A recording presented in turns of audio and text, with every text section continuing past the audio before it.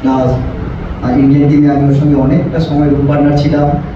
আর যে কথাগুলো দুলালদা বলছে, এবং ফুটবলে হতে গেলে তো যে কোনো প্লেয়ার আজকে গোল করলে কালকে টপ লেভেলে চলে যাবে, বিশেষ করে কলকাতা, ইস্ট বেঙ্গল, মোহামেডান খেলবে। কিন্তু এই টপ লেভেলটাকে ধরে থাকতে গেলে তার জন্য অনেক পরিশ্রম করতে হবে, অনেক, মানে ওই লেভেলটাকে ধরে থাকতে গেলে। আর যেটা সুনীলের মধ্যে ছিল, সুনীল একটু আগায় গোড়ায় যদি আমরা দেখি, যখন ও এখানে আমার সঙ্গে ইস্ট বেঙ্গলে ছিল, পরে মোহনবাগানে আমরা একসঙ্গে ছিলাম, ও কিন্তু একটা দিন লক্ষ্য করে দেখবে, ও কিন্তু এখানে বেরিয়ে যাওয়ার পরে কিন্তু বেশি সাকসেস পেয়েছে, এখানে থেকে কিন্তু সাকসেস পায়নি। আমরা অনেকে বলি না যে কলকাতায় না খেললে বড় প্লেয়ার হয় না, সেটা কিন্তু ভুল প্রমাণ করে দিয়েছে। সেটা কিন্তু বাইরে যাওয়ার পরে নিজেকে যেভাবে মেলে ধরেছে, দিনের পর দিন যেভাবে প্র্যাকটিস করেছে, বাইরে চলে গেছিলাম। ওই দিনটার কথা মনে পড়ে, পাকিস্তানে আমি আরও প্রথম জুনিয়র প্লেয়ার, আর আমাদের নিয়ে গেছে, আমাদের কোচ ছিলেন মনে হয় কি আব্দুল্লাহ, তাই তো, সুবিদার স্যার ছিলেন। তো আমি আরও সেদিন বিরিয়ানি খেয়েছি, কারণ আমরা জানি পাইচুন ভাই আছে, বিজয় ভাই আছে, আমাদের খেলা হবে। আমি আরও ইচ্ছা করে বিরিয়ানি খেয়ে তাড়াতাড়ি মানে খেয়ে দিয়ে একটু রুমে বড় বড় রুম দিয়েছে, দুজন মিলে খেয়েছি ঘরের মধ্যে। সাডেনলি খবর এলো যে আমরা দুজনেই নাকি ফার্স্ট টিমে খেলি। তো দুজনকে আমরা তাকাচ্ছি। সেদিন সুনীলের প্রথম ম্যাচ, আমরা ছিলাম পাকিস্তানে 3টে জায়গায় ম্যাচ ছিল, পেশাওয়ার ছিল, লাহোর ছিল, আর করাচিতে 3টে ম্যাচ ছিল। তো ম্যাচটা সেই স্টার্ট সুনীলের সঙ্গে, আমরা সঙ্গে একসঙ্গে স্টার্ট করি। তো সুনীলের যে কথাটা দুলালদা বলছি, যে প্লেয়ারটা আমাদের সঙ্গে ছিল, সে সত্যি টপ লেভেলের প্লেয়ার।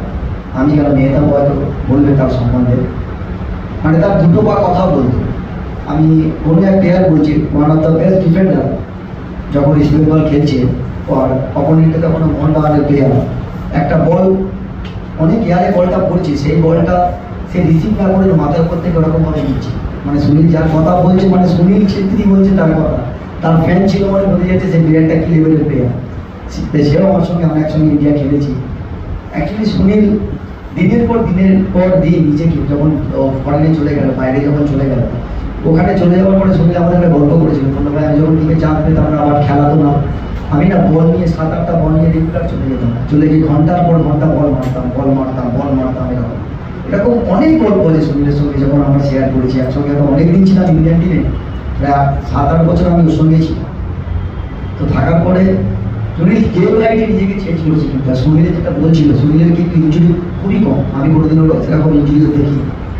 মানে একটা প্লেয়ার থাকে যেরকম ইঞ্জুরি তাদের কম হয়, কিন্তু যেটা বলছিলাম ব্যাঙ্গালোর যাওয়ার পরে যেভাবে ওখানকার পরিকাঠামো বা পরিবেশও পেয়েছে, বা নিজেকে অনেক চেঞ্জ করেছে, তার হ্যাবিট, তার খাওয়া দাওয়া। শরীর কিন্তু প্রচণ্ড মিষ্টি খেতে বলা বলতো আমাদের টাইমে, ও খালি বলতো এগুলো সরা, আমার কাছ থেকে সরা। কেন, ও দেখলে ওর একটা কি হয়, আদার্স খাবারটা খেতে পারে না, কারণ মিষ্টি দেখলে রুমটা খালি দিকে চলে আমাদের বলতে গেলো।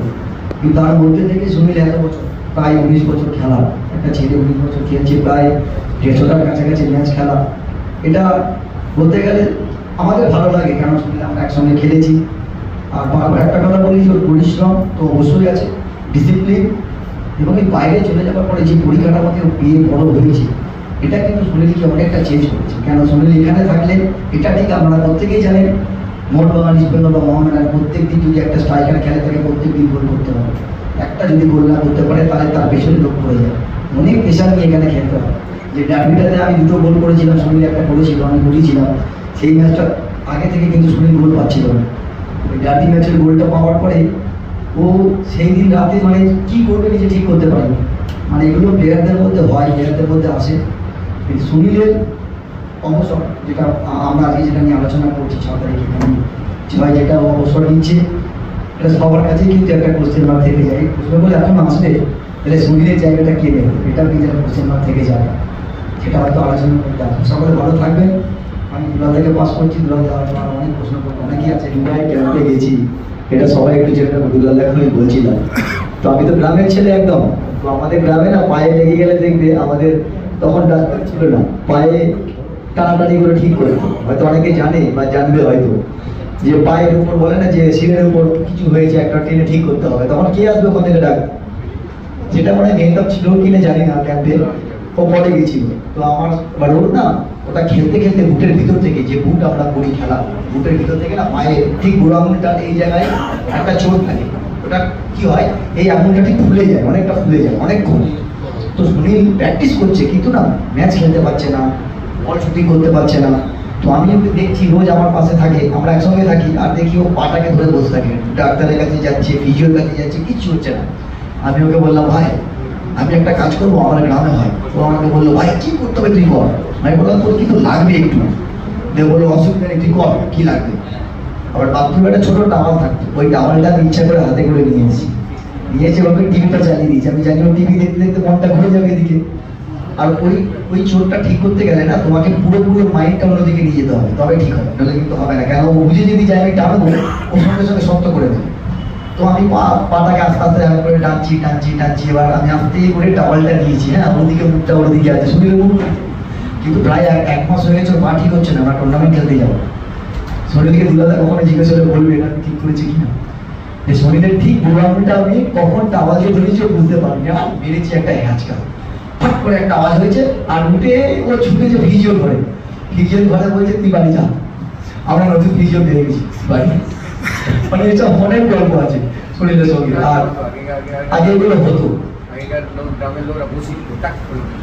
তো এইগুলো হয়ে গেছিল কোনো কারণে। তো শুনিলে একটা জিনিস কি ছিল না, ভীষণ ডিসিপ্লিন তো ছিলই পরের দিকে, এবং অনেক সিরিয়াস। আমি যখন লাস্টের দিকে সব থেকে ভালো লাগে, ও আমার ক্যাপ্টেনশিপে যখন ইন্ডিয়ান টিমে আমার ক্যাপ্টেনশিপে যখন খেলেছে, আমি যখন ওর ক্যাপ্টেনশিপে আমি খেলেছি, এগুলো অনেক মুহূর্ত আছে সুনীলকে নিয়ে, অনেক বললে শেষ হয়ে যাবে না।